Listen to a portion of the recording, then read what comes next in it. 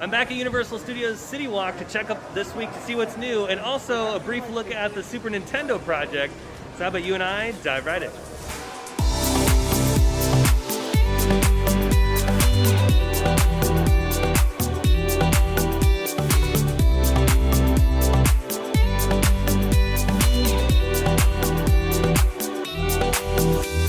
Alrighty, we're going to start on this end of Citywalk over at the Universal Studios, so we'll jump in and see what's new, if anything.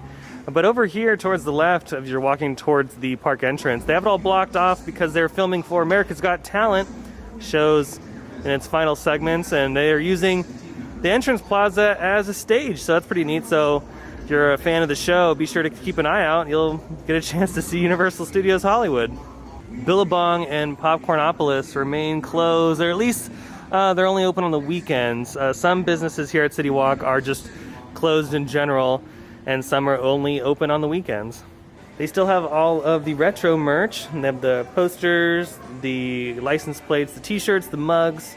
I did a video on this a couple weeks back. I'll leave that video link down in the description below. So really, not much has changed in this department. I didn't notice this last time though. They got the hoverboard from Back to the Future, and it's obviously signed by Michael J. Fox. Look at that, that's pretty cool. On $775 for that. They also have a photograph of him.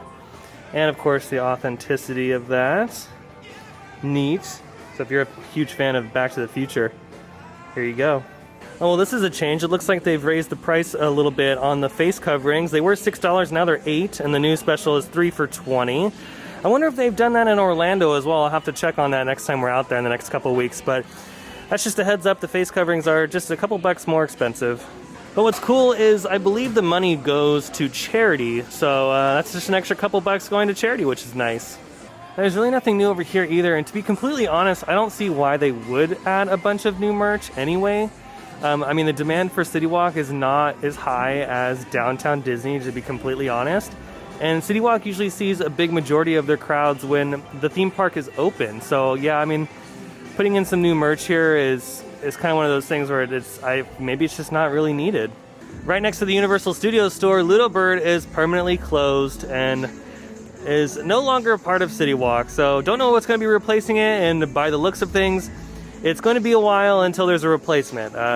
Don't expect new things to come to Citywalk for a while until the theme park is reopened and obviously tourism is back to its normal levels, so then they could justify adding something new. It is pretty crazy to see the differences between downtown Disney and Citywalk. I mean, it's night and day difference. I feel bad almost because you know, Citywalk is a lot of fun, obviously when the park's open, but that's just it. The park isn't open, so the draw here is just a lot different. The amount of retail and food they have here is different from downtown Disney. But yeah, it's just crazy to see. Production Central is only open on the weekends as well, and you'll find similar things like in the Universal Studios store.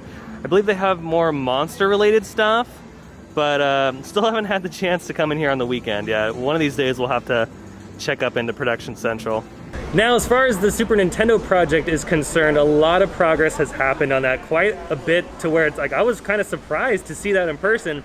The skeleton of the entire like section of the land is pretty much complete. All the structural steel is up, and then they're just going to start working on all the nitty-gritty stuff on the interior pieces of that, like so putting up a lot of the electrical, putting up all that kind of fun stuff, and then eventually they'll close the building like they have with where the Mario Kart attraction has gone.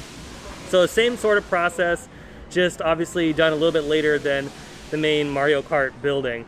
But wow, the progress on that is amazing. And we can start seeing some of the shapes of the building. So we can see the castles, we can see the different layers of the land, because this is a multi-layer experience just like it is in Japan.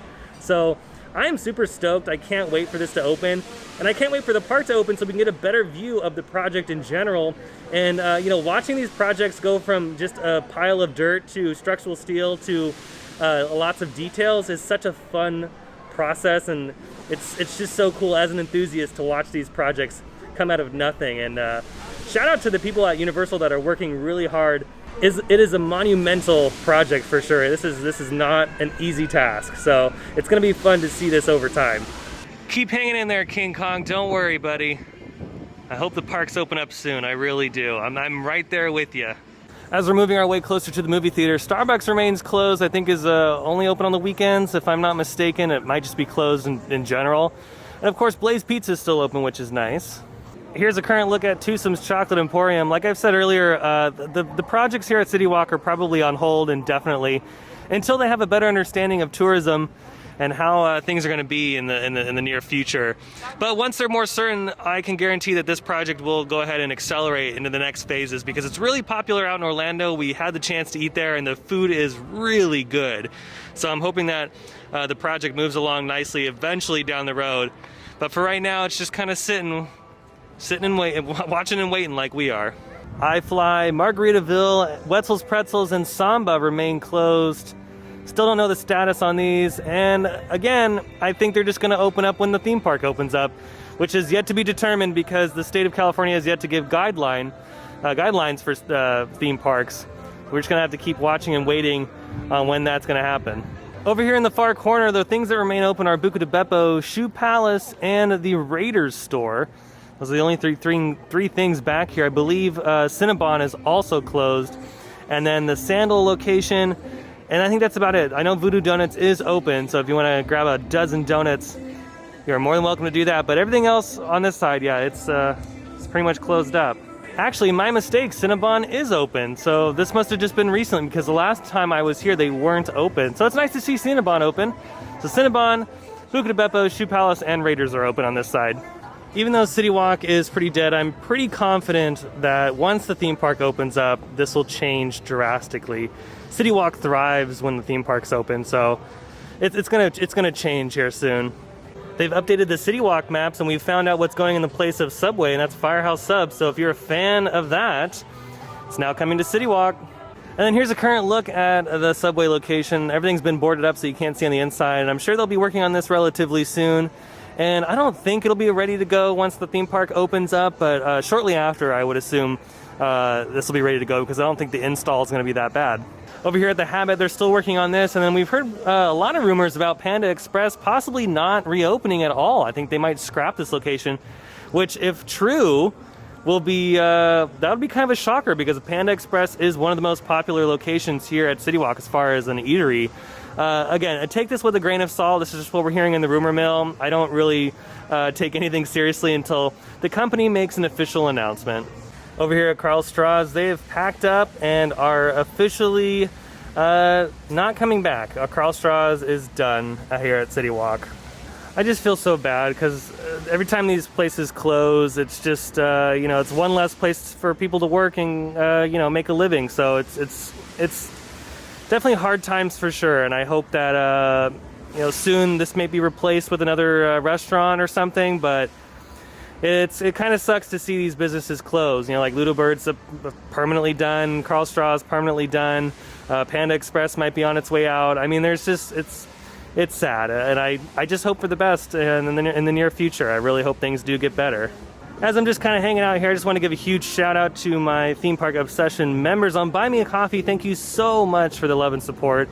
It means the world to me, and you're helping keep the channel alive and going strong by your support, so I really do appreciate it. If you're considering becoming a member yourself, I'll leave the link down below in the description for that. No pressure. Watching and liking the videos is good enough in my book, and I appreciate every single one of you. So again, thanks so much, and you know, I just every time I kind of sit here and contemplate, I just hope that soon the parks will open. I really do. But hopefully we'll get some good news. I'm hoping. Well, that's going to do it for today's video. I hope you enjoyed it. If you did, go ahead and smash that thumbs up button. If you're new to the channel and you love this sort of content, feel free to hit the subscribe button and notification bell so you stay up to date on every time I post new videos. I have an Instagram account. I'll leave that link down below in the description. But other than that, I hope you have a beautiful day, and I'll see you next time in the parks. Bye.